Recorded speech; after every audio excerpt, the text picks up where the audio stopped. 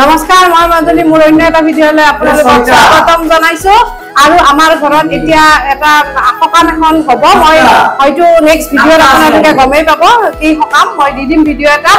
আৰু এতিয়া মই আপোনালোকক এটা কথা কম আসলতে এই ভিডিঅ'টো মই 3 তাৰিখে বনাব লাগিছিল কিন্তু কিছু বিশেষ কাৰণত বনোৱা নহল কাৰণ ভিডিঅ'টোত মই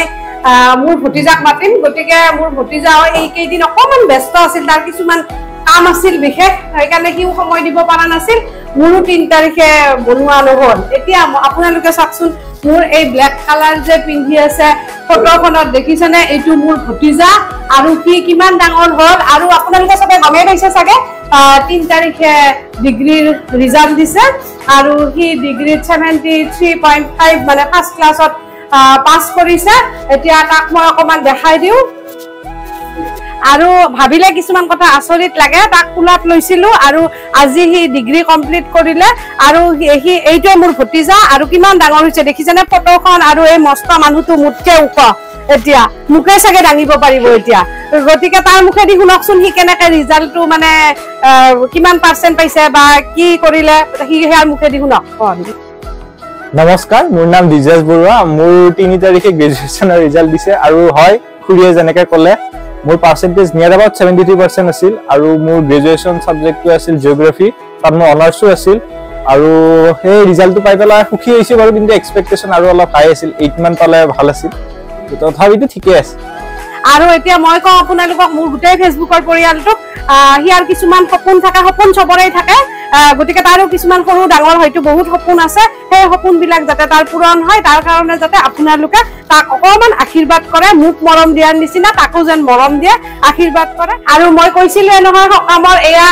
মোৰ ভতিজাৰ মা মানে মোৰ বৌ আৰু এয়া ৰান্ধি আছে পুৰা ৰান্ধাত ব্যস্ত দুপৰীয়াৰ যা যোগাৰ আৰু এতিয়া মাকে কব পুতেকে এনেকে পাছ কৰাৰ কাৰণে মাকৰ কিমান ভাল লাগিছে বা সবৰে ভাল লাগে মোৰ ভাগ্যত বা কি আছে মোৰ লৰা 7 পাইছে নাজানো আৰু কি হয় এতিয়া মাকে কব কেনেকুৱা লাগিছে পুতেকে পাছ কৰাৰ কাৰণে